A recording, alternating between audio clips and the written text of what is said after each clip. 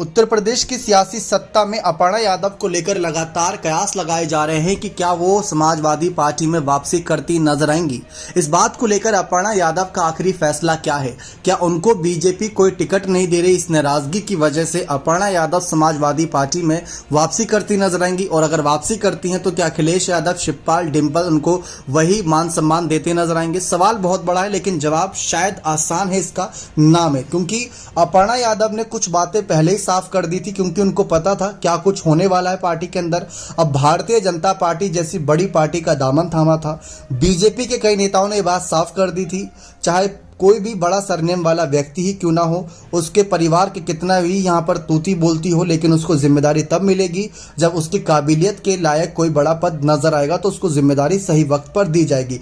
हर किसी को जिम्मेदारी दी जाएगी, किसी को अछूता नहीं रखा जाएगा। लेकिन अपर्णा को ना ही विधानसभा चुनाव में जिम्मेदारी मिली, ना ही एमएलसी चुनाव में, ना ही कुछ उपचुनावों में जिसमें मैनपुरी, रामपुर, आजमगढ़, साथ ही साथ यहाँ पर तमाम और सीटों को लेकर कयास थे, लेकिन वहां पर भी उनको आगे नहीं किया गया। इसी के साथ साथ यहाँ पर सवाल ये भी था कि क्या अब अपर्णा यादव को नगर निकाय चुनाव में आगे किया जाएगा, तो वहां पर भी उनको कोई बड़ी सीट मिलती नजर नहीं आई।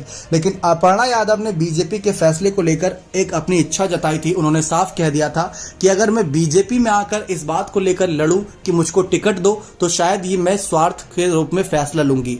और एक बड़ी पार्टी है बीजेपी, और ऐसे में इस पार्टी में स्वार्थी होना पार्टी को नीचे गिराने के लिए ही फैसला होगा। तो पार्टी को ऊपर उठाने के लिए पार्टी के आला कमान जो फैसला लेंगे सही रणनीति के साथ, उसी को मानती नजर आऊंगी, वही मेरे लिए हक का फैसला होगा, उसी के समर्थन में मैं आगे जाती नजर आऊंगी। तो अपर्णा यादव ने यह बात साफ कर दी थी कि उनको टिकट मिले या ना मिले, लेकिन बीजेपी के साथ बनी रहेंगी।